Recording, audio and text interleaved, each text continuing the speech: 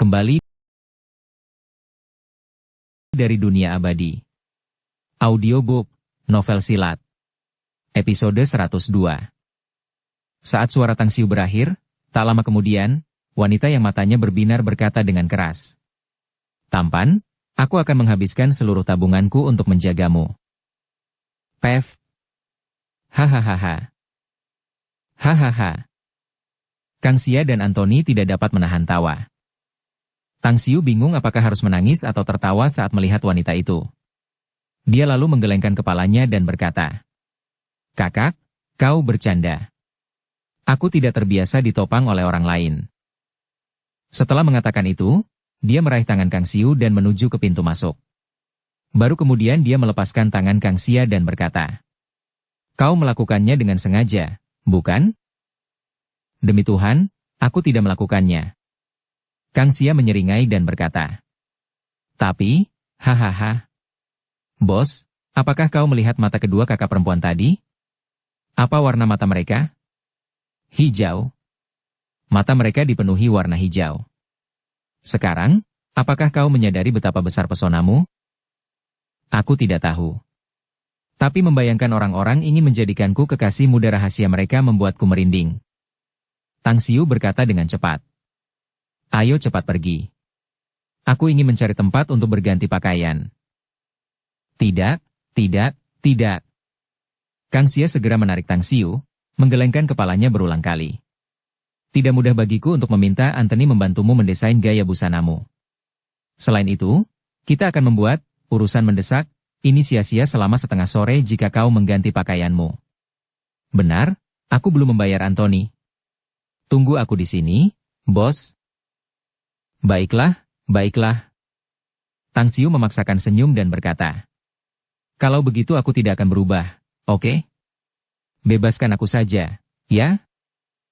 Baru sekarang Kang Xia melepaskan Tang Xiu, sambil berlari sambil tersenyum ke arah pintu depan. Tang Xiu hanya bisa tersenyum kecut sambil menggelengkan kepalanya. Dia kemudian berjalan ke bagian depan mobil, mengeluarkan sebatang rokok, menyalakannya, lalu mengembuskan 2 isapan dalam-dalam. Meskipun dia tampak tidak berdaya di permukaan, dia merasa agak bangga dan bahagia di dalam. Kalau dipikir-pikir dia bahkan bisa memikat seorang wanita parubaya. Itu berarti penampilannya tidak buruk, kan? Seperti biasa, pakaian memang bisa menunjukkan kepribadian seseorang. Pepatah ini benar adanya. Tang Xiu mengibaskan jasnya di bahu. Meskipun dia tidak terlihat berantakan dan tidak teratur sedikit pun, namun dia tetap memberikan tekanan. Beberapa menit kemudian, Kang Xia keluar dari gedung sambil tersenyum, saat dia segera bergegas menghampirinya dan berkata, "Bos, biarkan aku menyetir." "Terserah kau saja." Tang Xiu mengangguk dan berkata, "Ngomong-ngomong, kemana kita akan pergi selanjutnya? Bagaimana kalau kita langsung ke ruang makan Long? Waktu untuk pesta perayaan sudah dekat, jadi kurasa kita harus mengejar ketertinggalan." Kang Xia tersenyum dan berkata, "Aku berani menjamin bahwa kau akan menjadi pusat perhatian penonton, bos." Bab 424, memberikan bunga yang diberikan oleh orang lain. Sebagai restoran mewah papan atas di Star City, ruang makan keluarga Long dikunjungi oleh orang-orang kaya baru dan orang-orang penting di Star City setiap hari. Tempat itu memiliki standar harga yang tinggi dan harganya mahal, bahkan orang-orang kaya pun kesulitan untuk makan di sana. Jam 7 malam. Sebuah Porsche putih berhenti di luar pintu masuk ruang makan keluarga Long. Seorang pemuda tampan bertubuh tinggi dan anggun dengan setelan merek terkenal duduk dengan tenang di kap mobil. Ia memegang penyihir mawar biru, sementara di mobil roadsternya juga terdapat buket besar mawar yang indah. "Tuan Muda Chen, bisakah Anda memindahkan mobil Anda? Kami kedatangan banyak tamu malam ini, jadi memarkir mobil Anda di sini akan memengaruhi mereka." Beberapa petugas keamanan yang tampak tertekan, termasuk kapten, menatap pemuda itu tanpa daya. Jika orang lain yang melakukannya, mereka pasti sudah mengusirnya. Namun, orang di hadapan mereka adalah tuan muda kedua dari grup Simao Kota Biru, bos kecil dari cabang grup Simao di Kota Bintang. Pada saat yang sama, ayahnya juga merupakan salah satu pemegang saham Aula Makan Long. Senyum mengembang di sudut mulut Chen Xian saat ia perlahan mengeluarkan sebatang rokok dari sakunya. Setelah mengambil satu dan menyalakannya, ia mengisapnya dalam-dalam dan melemparkan bungkus rokok itu kepada kapten. Ia kemudian tersenyum dan berkata, Saudara Qiang, saya akan menurutinya jika itu masalah lain. Namun malam ini sangat penting bagi saya. Kalau ada apa-apa, tutup mata saja kali ini, anggap saja saya berutang budi kepada Anda. Selama saya bisa membawa malaikat kecil saya malam ini, saya akan memberitahu kepala Anda untuk menggandakan gaji Anda. Mata sang kapten berbinar. Senyum langsung muncul di wajahnya, dia mengangguk dan berkata sambil tersenyum. Kalau begitu, kami berharap mimpi indah Tuan Muda Chen akan menjadi kenyataan. Setelah mengatakan itu, ia memberi isyarat kepada petugas keamanan lainnya, yang juga tersenyum. Rombongan itu mundur dan melanjutkan tugas mereka. Chen Xian tersenyum tipis.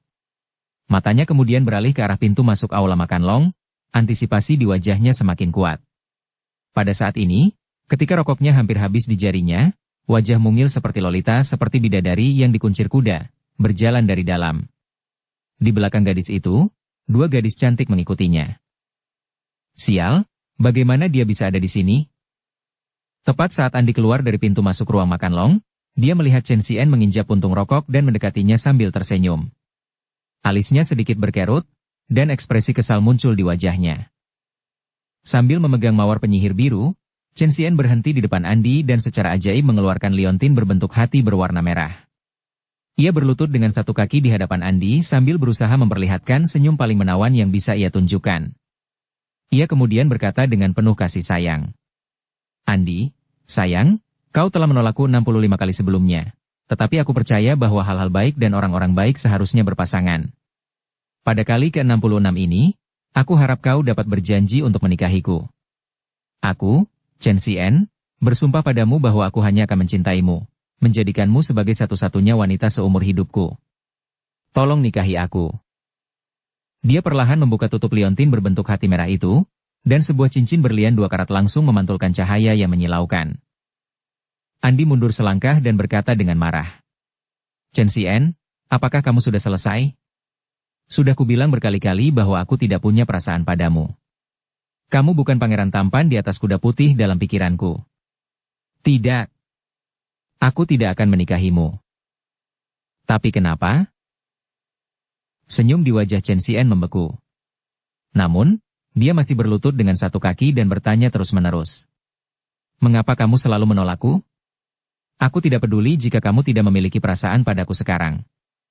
Aku yakin aku akan mendapatkan cintamu pada waktunya.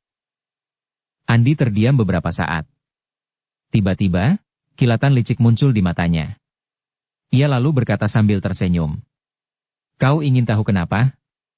Baiklah, akan kuceritakan padamu. Itu karena ibuku di surga pernah datang kepadaku dalam mimpiku. Ia berkata bahwa aku tidak boleh menikah dengan pria Asia, terutama pria keturunan Tionghoa. Itu hanya alasan. Sebuah alasan yang sama sekali tidak masuk akal dan dibuat-buat. Chen Xian pucat pasi. Bahkan beberapa tamu dan penjaga yang lewat pun tahu bahwa itu hanya alasan yang dibuat-buat.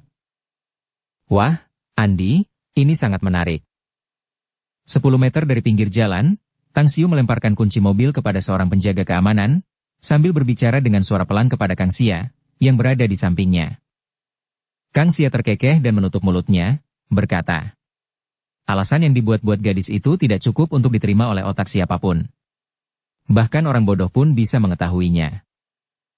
Aku tahu dia melakukan itu dengan sengaja agar pria tampan itu mendengarnya. Tang Xiu tersenyum. Chen Xian itu benar-benar gigih. Aku hanya tahu bahwa dia telah mendekati Andi, memintanya untuk menikah dengannya, dan selalu ditolak. Namun, setiap kali setelah ditolak, dia bersikeras. Apalagi pepatah kuno itu? Ah, benar juga. Teruslah berjuang meskipun terus-menerus mengalami kemunduran. Itulah tipe pria seperti dia. Tidak semua hal bisa dilakukan sesuai aturan.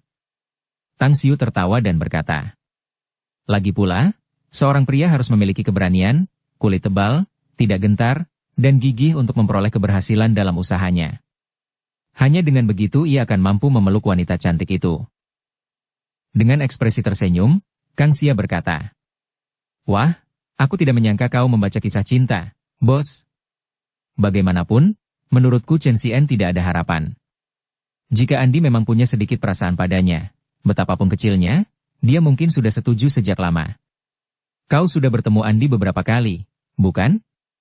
Kau seharusnya melihat karakternya yang berani, berani membenci, dan berani mencintai. Siapa aku yang berhak mengatakan itu? Tang Xiu mengangkat bahu dan terkekeh. Ketulusan yang ditunjukkan pemuda itu mungkin akan menyentuh hati Andi. Apa yang harus kita lakukan? Haruskah kita melupakan masa lalu? Atau haruskah kita menunggu? Sambil memegang pergelangan tangan kiri Tang Xiu, Kang Xia kemudian melihat jam tangan bermerek terkenal di dunia yang dikenakan Tang Xiu. Setelah menurunkan pergelangan tangannya, dia berkata, "Ngomong-ngomong, hanya tersisa 20 menit sebelum pesta perayaan dimulai. Ayo pergi sekarang.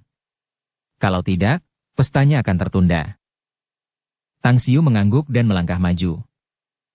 Saat ini, Andi menatap wajah Chen Xian yang membeku dengan puas. Ia pikir Chen Xian adalah seorang jenius yang telah memikirkan alasan yang begitu bagus. Ia kemudian dengan sengaja memperlihatkan ekspresi memelas untuk membuat Chen Xian menyerah. "Chen Xian, Tuan Muda Chen, aku mohon padamu untuk menyerah padaku. Ada pepatah lama di Tiongkok yang mengatakan bakti kepada orang tua adalah hal yang paling penting dari semua hal. Aku sendiri sangat berbakti, meskipun aku tidak memiliki siapapun untuk berbakti. Meskipun demikian, aku tidak dapat menikahimu, tidak peduli apakah kau memintaku 60 kali atau 6.000 kali. Andi, aku benar-benar menyukaimu. Aku mencintaimu." Chen Xian berkata dengan getir.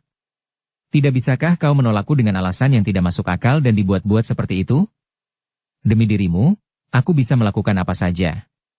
Aku rela menyerahkan segalanya, apapun itu. Berjanjilah padaku, kumohon. Aku akan menggunakan sisa hidupku untuk memanjakanmu dan mencintaimu dengan sepenuh hati." Andi. Kang Xia dan Tang Xiu muncul. Andi mendongak. Setelah melirik Kang Xia, matanya kemudian tertuju pada Tang Xiu. Dia menatap kosong padanya untuk beberapa saat kemegahan kemudian meledak dari matanya.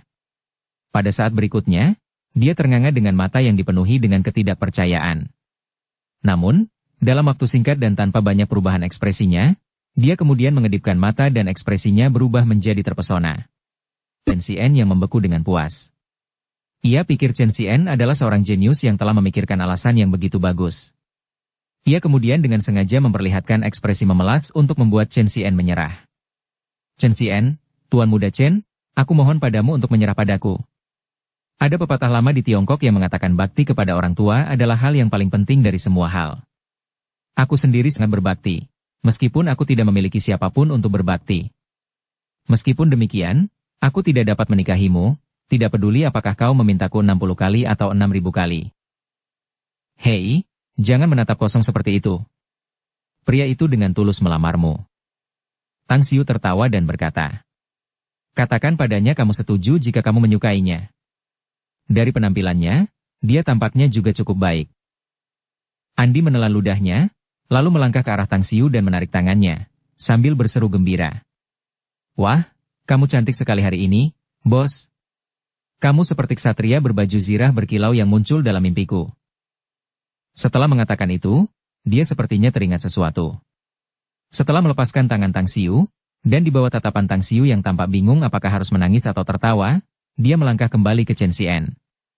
Dia kemudian menyambar mawar penyihir biru dari tangannya dan kemudian melangkah kembali ke Tang Xiu. Berlutut di salah satu lututnya, dia berkata dengan lemah, "Bos, aku baru menyadari bahwa aku jatuh cinta padamu. Tolong nikahi, tidak, tolong terima aku." Serangkaian garis hitam tebal muncul di dahi Tang Xiu. Kang Xia bingung apakah dia harus merasa geli atau marah ketika dia melihat Andi dan menggelengkan kepalanya diam-diam. Di sisi lain, Chen Xian, yang masih berlutut, tiba-tiba raut wajahnya berubah. Ia tiba-tiba berdiri dan berteriak dengan marah. "Andi, apa maksudmu dengan ini? Mawar itu untukmu. Bagaimana bisa kau?" Andi berbalik dan tersenyum menawan. "Tuan Muda Chen, terima kasih banyak atas mawarnya. Saya meminjamnya untuk diberikan sebagai hadiah kepada kesatria saya. Saya harap saya juga bisa mendapatkan restu Anda. Apakah Anda melihatnya? Dia adalah pangeran tampan yang selalu saya impikan. Pria tampan dan menawan yang telah menyentuh hati saya seperti rusa yang ditembak oleh pemburu." Setelah mengatakan itu, dia menatap Tang Xiu lagi dan tersenyum manis. Bos, tolong beri aku kesempatan. Aku benar-benar menyukaimu, aku benar-benar mencintaimu. Demi dirimu, aku bisa melakukan apa saja. Aku rela menyerahkan semuanya, apapun itu. Berjanjilah padaku, kumohon. Aku akan menggunakan sisa hidupku untuk memanjakanmu dan mencintaimu dengan sepenuh hati. Tercengang dan tercengang, Tang Xiu tidak pernah membayangkan bahwa Andi akan memainkan permainan seperti itu. Kata-kata itu persis sama dengan apa yang baru saja dikatakan oleh Chen Xian. Ekspresi aneh muncul di setiap penonton. Mereka tidak pernah menyangka bahwa perubahan dramatis seperti itu akan terjadi secara tak terduga. Wah, sungguh menarik. Anak muda zaman sekarang benar-benar senang bermain. Kalau saja Andi, gadis kecil itu, tidak menolak Chen Xian dan melakukannya dengan sengaja, aku khawatir dia benar-benar akan jatuh cinta pada pemuda tampan yang datang terlambat itu. Pria itu berusaha sekuat tenaga untuk mendekati wanita, tetapi dipisahkan oleh gunung, tetapi wanita itu sendiri mengejar pria lain. Saya tidak tahu apakah pria yang datang terlambat akan setuju. Sial, Chen Xian baru saja keluar dari permainan. Mendengar celoteh bersemangat dari para penonton di sekitarnya, raut wajah Chen Xian berubah semakin tidak sedap dipandang. Tidak pernah sekalipun dalam mimpinya yang terliar ia berpikir akan bertemu seseorang yang tiba-tiba muncul dan mengacaukan rencananya. Namun, ia tidak menyangka bahwa Andi akan mengabaikan wajahnya dan mengejar pria lain tepat di depannya. Terlebih lagi, ia juga melakukannya tepat pada saat Andi melamarnya dengan serius. Malu. Hatinya bagaikan dihantam malapetaka. Hatinya hancur dan tercabik-cabik pada saat yang bersamaan, menimbulkan rasa sakit yang menusuk dan menyayat hati di dalam dirinya. Andi, siapa dia sebenarnya?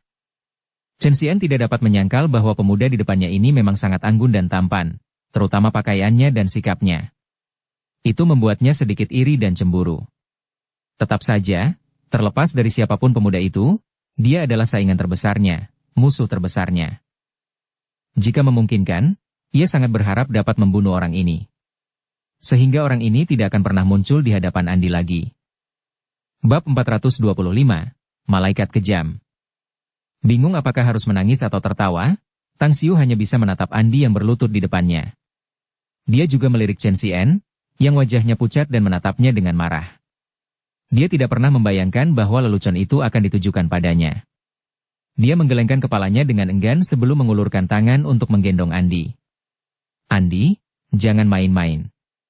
Ada banyak penonton di sini. Ayo masuk. Perjamuan akan segera dimulai. Baiklah. Meskipun merasa kecewa, Andi tidak menunjukkannya sedikit pun. Di bawah tatapan mata para penonton, dia memegang tangan Kang Xia dan tersenyum tipis. Bos, penampilanku tadi hebat, bukan?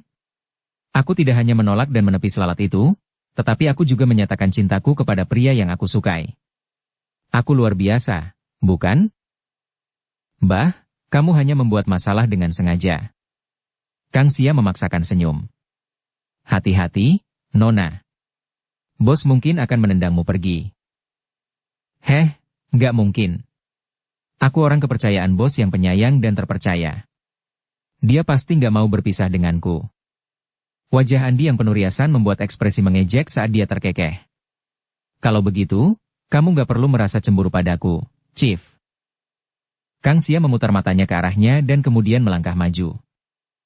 Wajah Chen Xian yang sudah tidak enak dipandang berubah menjadi lebih buruk setelah mendengar Andi membandingkannya dengan lalat. Tepat saat kelompok Tang Xiu hampir masuk, dia segera mengejar untuk menghalangi mereka. Sambil melotot ke arah Tang Xiu, dia menggeram. Siapa kamu sebenarnya? Tang Xiu berhenti sejenak sambil menatap Chen Xian yang marah, lalu berkata dengan enteng. Kau tidak perlu tahu. Kau hanya perlu tahu bahwa melampiaskan kemarahanmu pada orang lain karena kau ditolak bukanlah sesuatu yang seharusnya kau lakukan. Hubungan antara Andi dan aku normal saja. Kalau begitu, teruslah mengejarnya jika kau punya kemampuan. Tapi jika kau ingin menyerah, itu sama sekali tidak ada hubungannya denganku. Setelah sedikit rileks, Chen Xian masih dengan keras kepala berkata. Bagaimana ini bisa tidak ada hubungannya denganmu? Bukankah kamu baru saja melihat dan mendengarnya? Aku menyukainya. Aku sudah jatuh cinta padanya. Dia ditakdirkan untuk menjadi wanitaku dalam kehidupan ini. Lebih baik kamu meninggalkannya dan pergi jauh dan berhenti muncul di hadapannya lagi jika kamu tahu apa yang baik untukmu. Sobat, izinkan aku memberitahumu satu hal.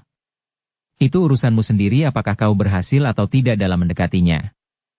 Wajah Tang Xiu berubah dingin saat dia berkata dengan nada berat. Bagaimanapun, kau tidak memiliki hak untuk mendikte bagaimana orang lain mengatur hidup mereka atau kau tidak memenuhi syarat untuk membatasi bagaimana orang lain bergaul satu sama lain. Itu urusanku. Aku akan mengurusnya. Apa yang bisa kau lakukan? Chen Xian mengerutkan kening dengan marah.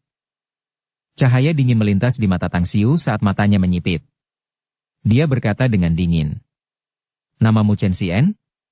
Aku hanya berpikir bahwa kamu adalah pemuda yang baik. Aku bahkan akan menganggapmu sebagai separuh dari orang-orangku sendiri jika kamu bisa mendapatkan Andi. Tapi sekarang kesanku berubah menjadi yang terburuk. Lebih baik kamu pergi sebelum aku marah. Mengepalkan tangannya erat-erat, Chen Xian membalas dengan sombong. Sombong. Dan benar-benar sombong. Kaulah orang pertama yang berani bersikap sombong di hadapanku. Nak, tidak peduli siapa kau, aku akan membuatmu membayar jika kau berani muncul di hadapan Andi lagi. Kau benar-benar tidak ada harapan. Tang Xiu menggelengkan kepalanya sambil menatap Andi dan bertanya. Keterampilan yang aku berikan padamu, bagaimana latihanmu?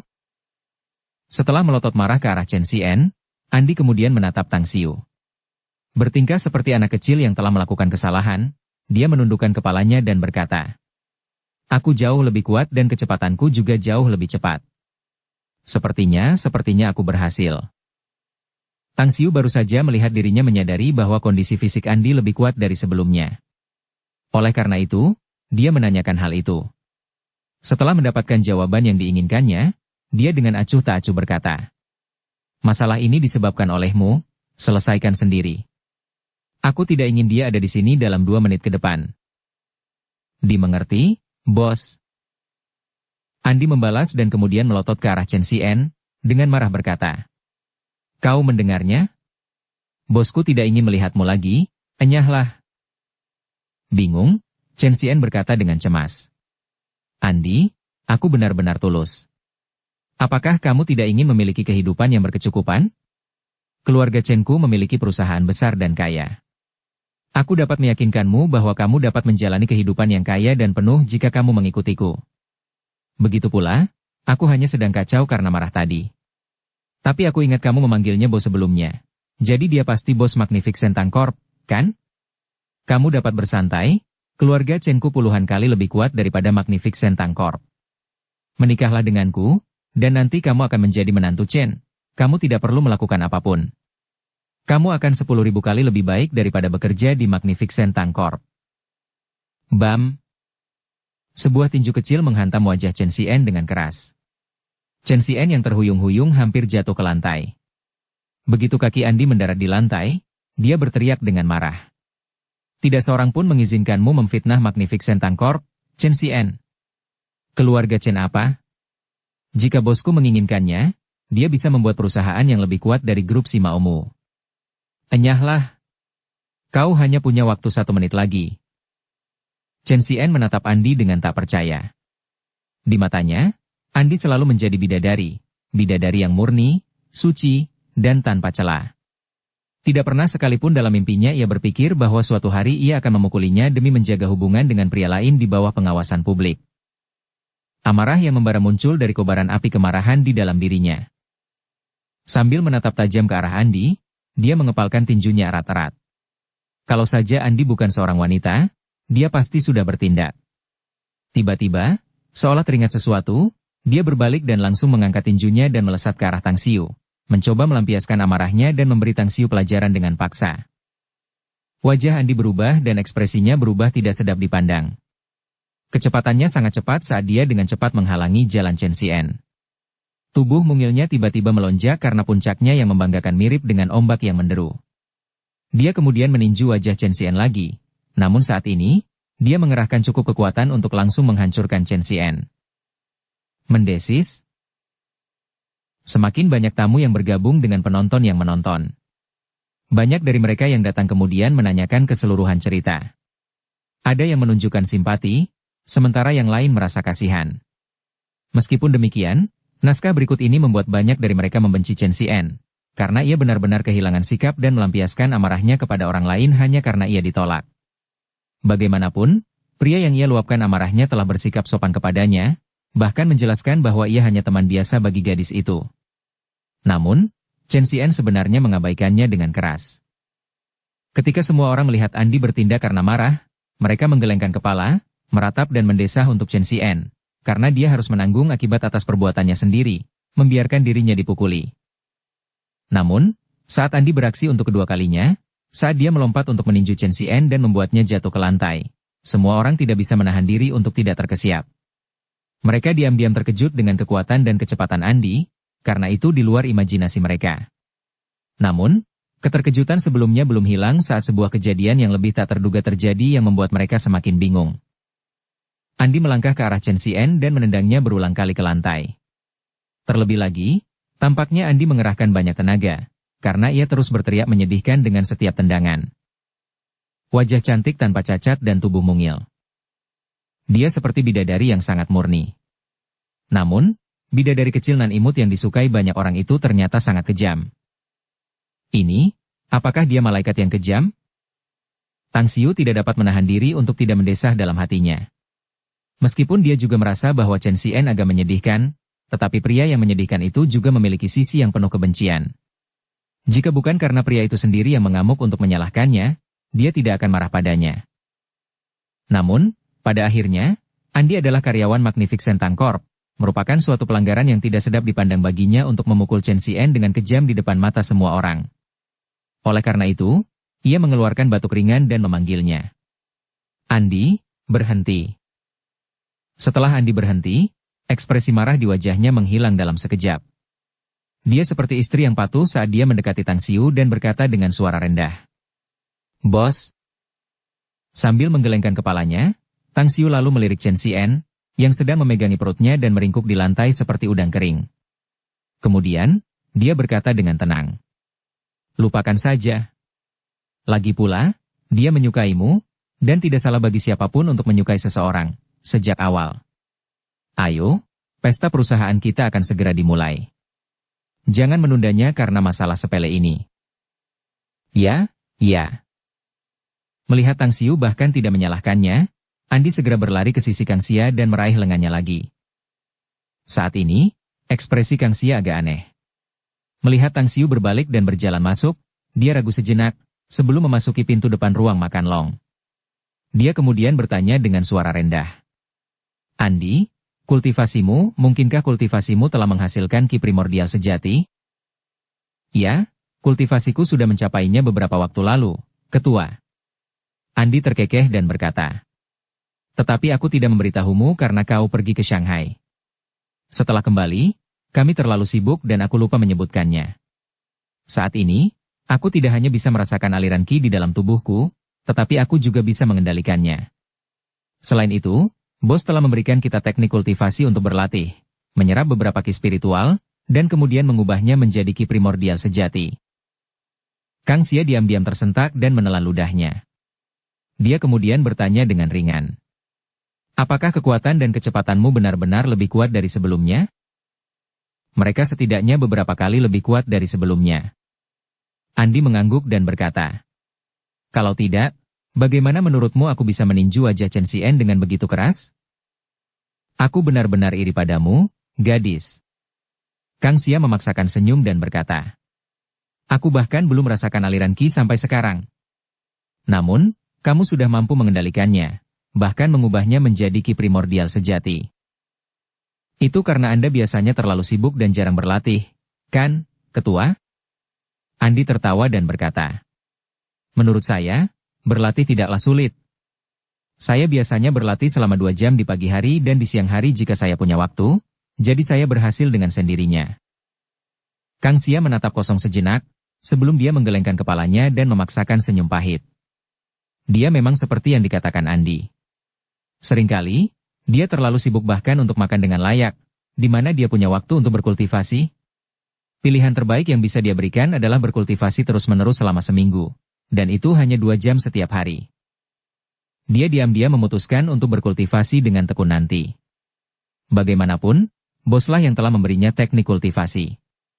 Meskipun kultivasinya tidak sekuat yang dikatakan bos, tetapi setidaknya dia tidak ingin kalah dari Andi. Andi, kamu sudah bekerja keras. Tapi aku pasti akan melampauimu nanti. Bisik Kang Xia. Saya akan menunggu, Ketua. Andi terkekeh. Bab 426, bersumpah untuk tidak membiarkan masalah itu terlewatkan. Blue City, pusat pemandian air panas Sizemore. Kabut hangat mengepul di atas kolam air panas, sementara 4 pemuda duduk dengan nyaman di 4 arah, mengobrol dan tertawa riang. Di meja biliar di samping mereka ada anggur merah dan asbak, sementara 2 gadis muda berbikini berdiri di samping, siap menuangkan teh dan anggur kapan saja. Saudara-saudara, bagaimana dengan pemandian air panas kota biru kita? Apakah terasa enak? Long Zhenglin menyentuh kepalanya yang botak besar sementara tangannya yang lain menjepit cerutu, sambil tersenyum sambil merokok. Ya, ini hebat. Huang Xiu menyeringai dan berkata. Sayang sekali bos tempat ini tidak mampu beradaptasi dengan keadaan. Dia agak tidak berperasaan dan tidak mengizinkan cewek-cewek seksi berhubungan dengan kita di sumber air panas luar ruangan ini. Tuan muda kedua Huang, tidak bisakah kau hidup tanpa wanita? Fei Shan menyeringai dan berkata. Jika kau ingin bermain dengan wanita cantik, kau harus pergi ke tempat lain. Huang Su terkekeh. Tidak ada perdebatan di sini. Lupakan saja. Jangan bicara soal cewek. Zhenglin, kamu mengundang kami kali ini, bukan hanya untuk mengajak kami mandi di sumber air panas, kan? Apakah kamu ingin kami membantu mengiklankan perusahaanmu di Kota Biru? Hanya orang tuaku dan kakak Huang yang tahu siapa aku. Long Zhenglin mengacungkan jempol dan memuji. Bagaimanapun, kalian semua tahu keluarga Longku punya bakat yang luar biasa, kakakku. Jadi aku tidak perlu khawatir harus mengelola bisnis keluarga. Karena itu, aku berlari ke Kota Biru untuk mengandalkan diriku sendiri. Dan karena kalian bertiga adalah ular lokal Kota Biru, aku tidak akan mampu melakukannya tanpa bantuan kalian. Baiklah, anggaplah dirimu pintar, sobat. Huang Su tersenyum dan berkata. Kau bisa tenang. Kami akan membantumu menjalankan beberapa bisnis setelah kami kembali. Ngomong-ngomong, apakah kakakmu sibuk bekerja akhir-akhir ini? Aku sudah lama tidak melihat bayangannya. Apalagi, kata Long Zhenglin sambil tersenyum. Kami mendapat kesepakatan bisnis yang cukup besar beberapa waktu lalu, jadi dia sibuk mengerjakannya di luar negeri. Saya pulang kampung sekali atau 2 kali baru-baru ini, dan saya juga belum melihatnya. Keluarga Longmu telah berkembang ke luar negeri? Huang Su terkejut. Itu pekerjaan kakakku. Aku tidak ada hubungannya dengan itu. Long Zhenglin tersenyum dan berkata. Sedangkan aku agak merindukan masa-masaku bermain-main dengan kakak tertua Tang. Itu hebat. Ah, benar. Di mana Tang Xiu sekarang? Fei Shan bertanya dengan rasa ingin tahu. Mengapa kamu tidak memanggilnya hari ini? Hah? Bagaimana dia punya waktu luang? Dia harus belajar dan mengurus bisnisnya, jadi dia seharusnya sudah di Shanghai sekarang. Ngomong-ngomong, aku berencana untuk pergi ke Shanghai menemuinya dalam beberapa hari. Zhenglin, kamu harus ingat untuk meneleponku saat kamu pergi, sobat. Huang Su segera berkata. Aku agak merindukan anggur yang diproduksi perusahaannya. Sayang sekali, aku hanya punya 2 botol sampai sekarang. Itu juga karena aku menyuruh orang untuk mengantre selama berhari-hari dan bermalam-malam di depan toko eksklusif Blue City. Agak sulit untuk mengantre untuk membelinya. Ya, benar. Aku juga hanya mendapat 2 botol. Fei Shan menghela napas. Karena kita kenal Tang Xiu, kita seharusnya bisa masuk melalui pintu belakang dan mendapatkan banyak nektar dewa. Nektar dewa? Salah satu pemuda lainnya, yang belum berbicara, tiba-tiba ekspresinya berubah, dan bertanya. Apakah Anda berbicara tentang kelompok Tang Agung yang menghasilkan nektar dewa? Tuan muda Chen, Anda tampaknya juga seorang pecinta anggur. Huang Su berkata sambil tersenyum. Ya, nektar dewa memang diproduksi oleh Magnificent Tang Corp, tetapi sayangnya, jumlah yang diproduksi terlalu sedikit. Pemuda itu menyipitkan matanya dan bertanya. Tang Xiu yang kamu bicarakan itu, apakah dia bekerja di Magnificent Tang Corp, atau apakah dia kenal seseorang dari eksekutif puncak perusahaan itu? Huang Su, Fei Shan, dan Long Zhenglin bertukar pandang, lalu ketiganya tiba-tiba menyeringai dan tertawa. Dengan ekspresi bangga, Long Zhenglin berkata sambil tersenyum. Tuan Muda Chen, kakak tertua Tang tidak lain adalah bos besar Magnificent Tang Corp. Kalau tidak, menurutmu mengapa dia bisa membuat Long Zhenglin ini mengakuinya sebagai kakak tertua? Bos besar Magnificent Tang Corp adalah Tang Xiu? Kalau boleh jujur, aku pernah mengirim beberapa orang untuk menyelidiki pemilik perusahaan itu, tetapi tidak ada hasil. Seseorang tampaknya sengaja menyembunyikan identitasnya. Pemuda itu terkejut dan berkata, "Tidak kusangka kalian bertiga benar-benar mengenalnya, ini agak tidak terduga. Baiklah, kau harus mengenalkannya padaku saat kau punya waktu." "Tidak masalah." Long Zhenglin menyeringai dan berkata, "Aku akan mengenalkannya padamu saat aku pergi ke Shanghai." "Hebat," kata pemuda itu. Tiba-tiba, ponselnya yang berada di meja di tepi kolam renang bergetar. Setelah meletakkan cerutu di asbak, ia mengambil ponsel itu dan melihat nomor si penelepon. Setelah menghubungkannya, ia bertanya, "Ada apa?" "Kepala Chen, tuan muda kedua baru saja dipukuli di pintu masuk ruang makan Long." "Apa? Bagaimana itu bisa terjadi?" Chen Shirui mengerutkan kening dan bertanya dengan suara berat. Tuan muda kedua mengejar seorang gadis dari Magnificent Tang Corp bernama Andi. Dia melamarnya malam ini di pintu masuk aula makan Long. Namun, Andi menolak dan mengabaikannya, lalu melamar pria lain. Setelah beberapa kali berdebat, Andi mengalahkan tuan muda kedua. Bagaimanapun, saya hanya mendengar tentang hal itu dan tidak menyaksikannya sendiri. Jadi, saya juga tidak begitu paham tentang situasinya. Suara pihak lawan terdengar dari telepon. "Begitu ya?" Chen Shirui menggelengkan kepalanya dan berkata sambil tersenyum paksa. Setelah menutup telepon, dia menghubungi nomor telepon seluler lain dan berkata, Jian, pergilah ke ruang makan Long. Sien baru saja dipukuli di sana. Selidiki masalah ini dengan jelas terlebih dahulu, bagaimana kejadiannya dan siapa orang yang memprovokasinya, lalu bantu dia melampiaskan amarahnya." "Setuju." Suara seorang pria parubaya terdengar dari telepon. Mendengar perkataan Chen Shirui, ketiganya memasang ekspresi penasaran di wajah mereka.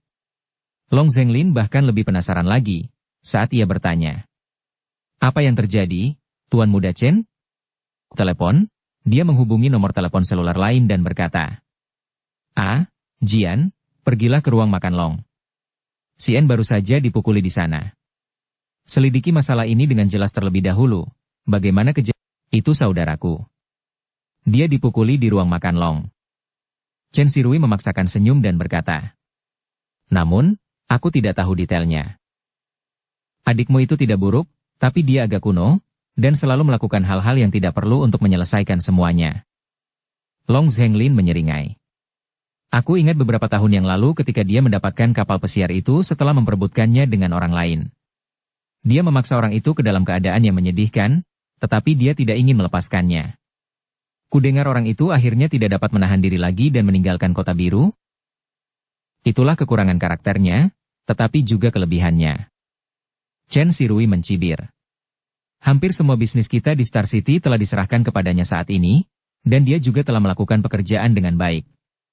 Namun, saya mendengar bahwa, baru-baru ini, dia telah menyihir dan terobsesi dengan seorang gadis, seorang karyawan Magnificent Tang Corp.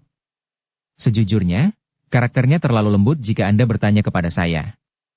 Kalau itu saya, jika Anda tidak dapat menggunakan cara yang lembut untuk mendapatkan sesuatu, ambil saja dengan paksa. Kamu bilang masih ada gadis di dunia ini yang berani menolak adikmu?"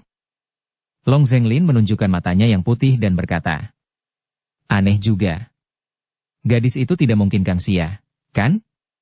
Dia adalah gadis kesayangan kakak tertua Tang, dan aku yakin dia pasti akan melampiaskan amarahnya kepada siapapun yang berani mendekatinya." "Itu bukan Kang Xia." Chen Shirui menggelengkan kepalanya dan berkata, "Namanya Andi." "Siapa namamu?" Huang Su dan Fei Shen samar-samar merasa bahwa nama itu tidak asing, meskipun mereka tidak ingat di mana mereka mendengarnya. Meskipun demikian, mereka tidak lagi peduli dengan masalah itu dan terus bercanda dan tertawa. Di ruang makan Long.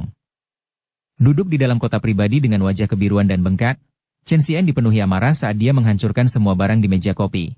Sementara manajer umum Aula Makan Long, Zhang Tianfu, hanya bisa memaksakan senyum pahit. Dering, dering, dering. Chen Xian tampak kesal, mengambil ponselnya dan melihat bahwa nomor itu tidak asing baginya. Alisnya langsung berkerut.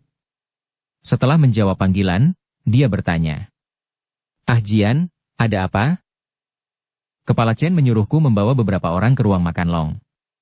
"Di mana Anda, Tuan Muda kedua?"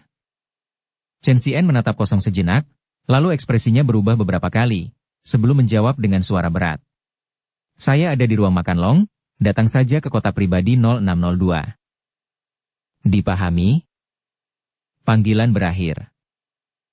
Sambil mengangkat kepalanya ke arah Zhang Tianfu, Chen Xian berkata dengan suara berat. "Sudah kubilang jangan ikut campur urusan malam ini. Apapun yang terjadi, aku akan bertanggung jawab." Zhang Tianfu memaksakan senyum dan berkata, "Tuan Muda Chen, keluarga Anda juga memiliki saham di Aula Makan Long. Kami akan sangat terpengaruh jika Anda membuat masalah yang terlalu besar." "Sudah kubilang, sebesar apapun masalahnya aku akan bertanggung jawab, bukan?" kata Chen Xian dengan nada mencemooh. Setelah terdiam beberapa saat, Zhang Tianfu mengangguk pelan dan berkata, "Baiklah, kalau begitu aku akan kembali beristirahat karena badanku tidak enak badan malam ini." "Pergilah," kata Chen Xian dengan muram. Aula Makan Long, Jade Water Hell. Aula pesta yang tadinya cukup untuk menampung ratusan orang kini dipenuhi kemeriahan. Deretan meja panjang terisi dengan berbagai hidangan dan minuman. Ada pula karpet merah di ujung panggung setinggi setengah meter, beserta mikrofon dan sound system besar di kedua ujung panggung. Di dalam Jade Water Hell, puluhan eksekutif senior Magnificent Tangkorp tengah asyik mengobrol dan tersenyum. Sebagian besar topik berkisar seputar bos misterius mereka. "Kepala Wei, Anda adalah yang paling senior di antara para eksekutif di Magnificent Tangkorp. Anda seharusnya melihat bos besar kami, bukan? Bisakah Anda memberitahu kami tentang dia?" Seorang pria parubaya tersenyum sambil memegang secangkir anggur merah. Pertanyaannya membuat 4 atau 5 eksekutif lainnya menoleh dan menatap Wei Zhongfeng. "Baiklah, karena bos bilang dia akan datang malam ini, maka dia pasti akan datang, itu sudah pasti." Wei Zhongfeng terkekeh dan berkata, "Kau tidak sabar untuk bertemu bos dan mengenalnya, bukan?" Sekarang sudah pukul 6.52 malam. Masih ada 8 menit lagi menuju pukul 7 malam. Aku yakin bos pasti akan datang pukul 7 malam." Pria parubaya itu tersenyum dan berkata, "Kami tahu bahwa kami akan bertemu bos malam ini, Kepala Wei. Namun, yang ingin kami ketahui adalah tentang karakternya, karena kami tidak mengenalnya sama sekali. Tolong ceritakan sedikit kepada kami terlebih dahulu, agar kami dapat mempersiapkan diri." "Ya, bos kita orangnya santai, ramah, dan cukup cerdik dan pintar." Wei Zhongfeng berkata sambil tersenyum. "Baiklah," jawab mereka sambil mengangguk. Beberapa menit kemudian, saat semua orang asyik mengobrol, Kang Xia dan Andi masuk melalui pintu samping Aula Jade Water. Saat Andi berjalan menuruni peron, Kang Xia langsung menuju peron paling dalam, mengambil mikrofon, dan berkata, "Semuanya, mohon perhatiannya. Sekarang pukul 7 malam kurang 2 menit. Karena bos kita tidak suka membuang-buang waktu, dia akan segera keluar. Untuk saat ini, saya meminta semua orang untuk memberikan yang terbaik untuk bertepuk tangan dan menyambut bos besar Magnificent Tangkorp kita. Tang. See you." Tepuk, tepuk, tepuk. Tepat saat suara Kang Xia berakhir, tepuk tangan meriah segera menyusul. Dukung channel Novel Silat dengan subscribe, follow, like, komen dan share. Bab 427, Membuat Masalah. Berjalan masuk dari pintu samping, Tang Xiu menatap para eksekutif puncak perusahaan, dengan senyum tipis di wajahnya yang tampan. Meskipun pada dasarnya dia tidak melibatkan diri dalam manajemen operasional Magnificent Tangkorp, dia telah membaca informasi tentang para eksekutif puncak perusahaan di profil yang diberikan Kang Xia kepadanya. Oleh karena itu, dia dapat mengingat nama, jabatan, dan sifat serta karakteristik semua orang. Pada saat ini, puluhan eksekutif senior di bawah panggung tampak terkejut, karena sulit bagi mereka untuk percaya bahwa Tang Xiu adalah bos mereka. Bagaimanapun, Tang Xiu masih terlalu muda, meskipun dia sangat tampan dan energik. "Ini bos kita?" Kepala Kang bercanda dengan kita, kan? Pemuda ini tampaknya berusia awal 20-an. Bagaimana mungkin dia bos kita? Apakah ini kesalahan atau semacamnya? Dia tidak mungkin bos kita, kan? Dia masih terlalu muda. Memang ada rumor yang mengatakan bahwa bos perusahaan kita masih sangat muda. Tapi kalau dipikir-pikir dia masih semuda ini tidak masuk akal. Melihat usianya, dia tampak seperti mahasiswa, kan? Saya mendengar bahwa semua produk perusahaan kami diteliti dan dikembangkan oleh bos besar kami. Namun, dia terlalu muda. Bagaimana dia bisa mengembangkan begitu banyak produk? Di tengah ocehan semua orang yang tidak percaya, Kang Xia tersenyum menawan saat dia berdiri di depan mikrofon, lalu menatap Tang Xiu. Dia lalu terkekeh dan berkata, "Semuanya, kalian tidak salah. Dia adalah bos besar Magnificent Tang Corp, Tuan Tang Xiu. Saya tahu bahwa kalian semua sangat terkejut dan kaget.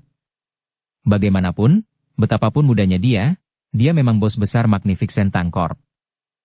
Anda seharusnya sudah tahu bahwa bos kami biasanya sangat rendah hati dan tidak mengelola operasional perusahaan. Bukannya dia tidak mau menanganinya, tetapi karena dia sangat sibuk. Selain bisnis Magnificent Tang Corp, bos kami juga memiliki bisnis lain yang harus dikelola.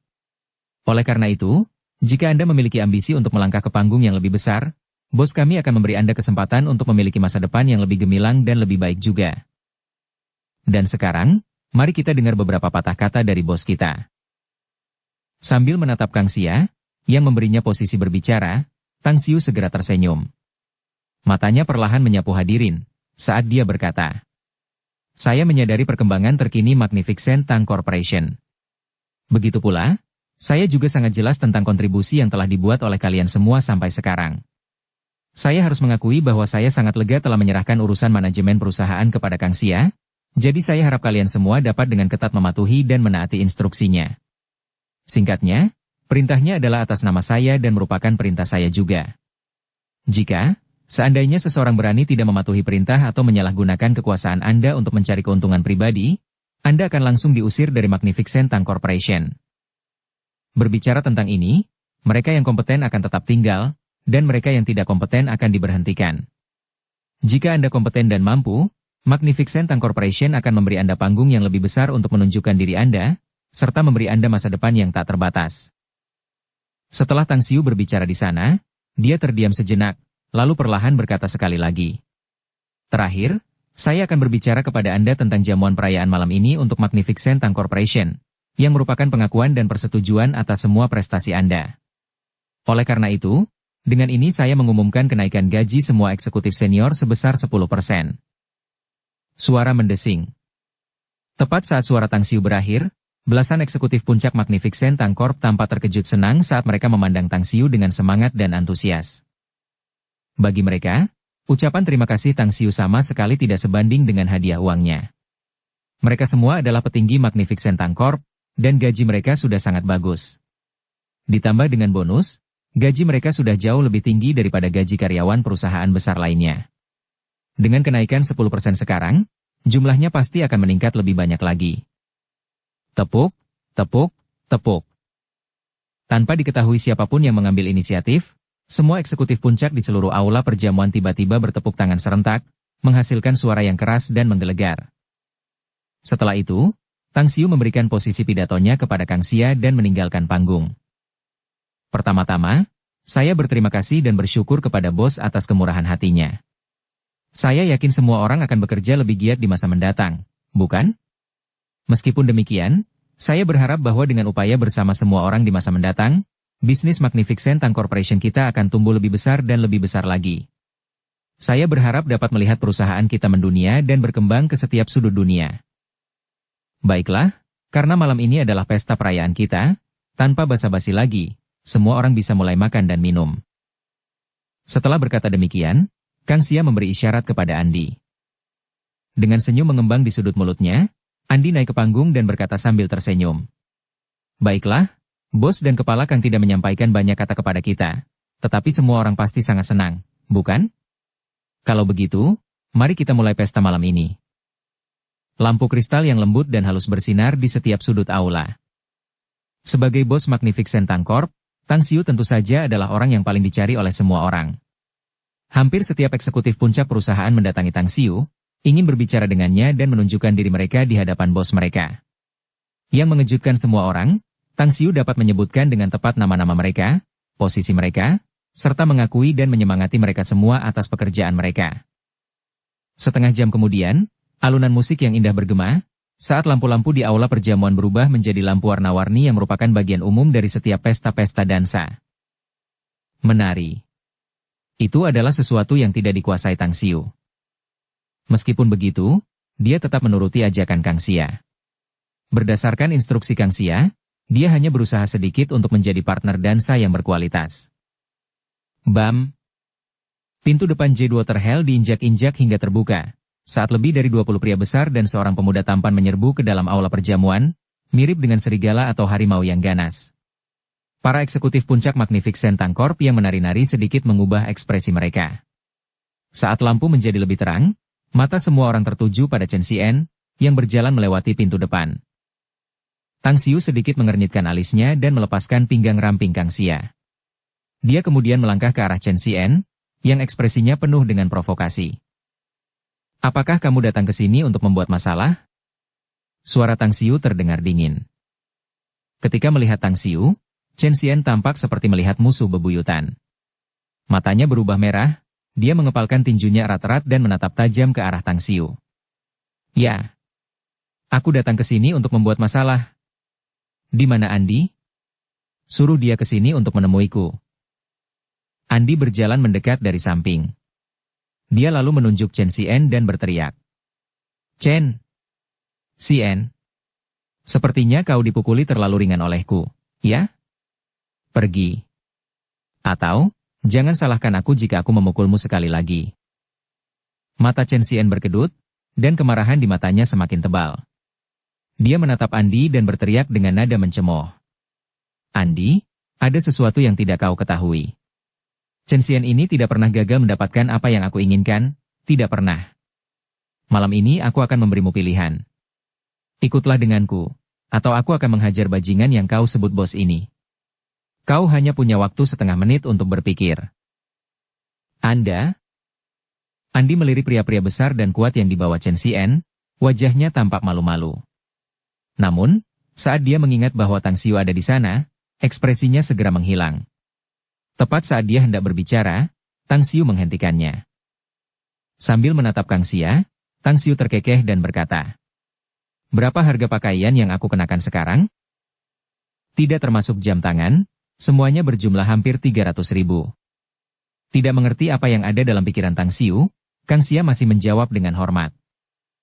Tang Xiu mengangguk, lalu tatapannya beralih ke Chen Xian. Ia tersenyum tipis dan berkata, "Kau sudah mendengarnya? Harga pakaianku sekitar 300.000 yuan. Kalau sampai terkena noda darah malam ini, aku pasti akan membuangnya.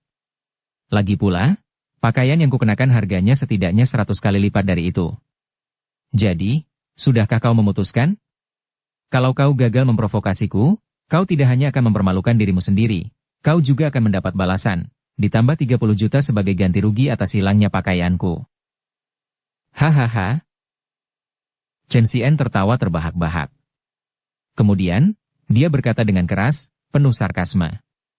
"Kau gila.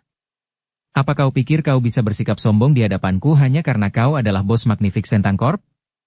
Tidak bisakah kau melihat situasi seperti apa yang kau hadapi sekarang? Kau hanya orang bodoh di mataku." Pada saat ini, para eksekutif puncak Magnificent Tang Corp tampak marah. Mereka semua adalah petinggi Magnificent Tang Corp. Bagi Chen Xian, mempermalukan bos mereka sama saja dengan mempermalukan diri mereka sendiri.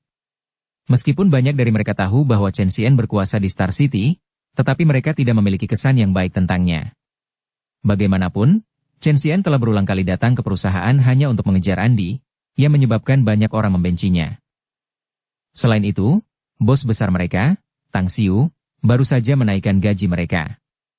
Oleh karena itu, banyak dari mereka bersiap untuk memanggil polisi. Senyum tipis di wajah Tang Xiu surut seperti gelombang pasang. Dia dengan tenang mengamati tindakan Chen Xian yang mendominasi dan arogan, lalu bertanya, "Apakah kamu sudah selesai?" Sudah selesai. Biarkan Andi memilih sendiri. Chen Xian mencibir dengan nada mencemooh. Bahkan jika dia memilih untuk pergi bersamaku malam ini, kau tetap akan berakhir dipukuli. Kau akan berbaring di ranjang rumah sakit dengan patuh selama berbulan-bulan. Wah, awalnya aku ragu-ragu, apakah akan menghajarmu. Tang Xiu mengacungkan jempol dan mendesah. Tapi karena kamu sudah mengatakan ini, aku tidak akan bersikap formal lagi. Begitu dia selesai berbicara, Tang Xiu langsung muncul di hadapan Chen Xian, tinjunya langsung menghantam wajah Chen Xian secepat kilat. Sosok yang kuat dan lincah tiba-tiba muncul di depan Chen Xian. Sosok itu adalah seorang pria dengan pinggul kekar seperti beruang dan punggung seperti harimau Qiu Jian yang menangkis pukulan Tang Xiu dengan tinjunya sendiri. Meskipun kuat, dia terhuyung mundur setelah tinjunya beradu dengan tinju Tang Xiu. Posturnya yang terhuyung menghantam Chen Xian di belakangnya dan hampir membuatnya jatuh ke lantai. Kulitnya berubah drastis, tetapi dia tetap bugar dan berdiri tegak, matanya yang seperti elang menatap tajam ke arah Tang Xiu. Tang Xiu sedikit mengernyitkan alisnya, dia berdiri diam dan tidak bergerak sedikit pun. Dia menatap Qiu Jian dengan heran. Dia tidak pernah menyangka bahwa kekuatan dan kecepatan orang ini akan sekuat ini. Jika orang biasa dengan berat beberapa ratus pon berani menahan pukulannya, mereka akan dengan mudah terlempar. Namun, dia tidak ragu sedikit pun.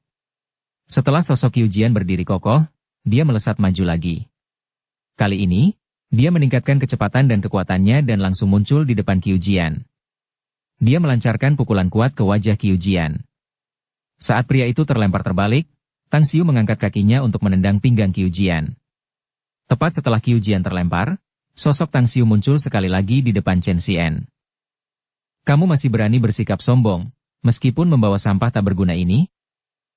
Tang Xiu mencengkeram ke meja Chen Xian dan langsung menamparnya puluhan kali.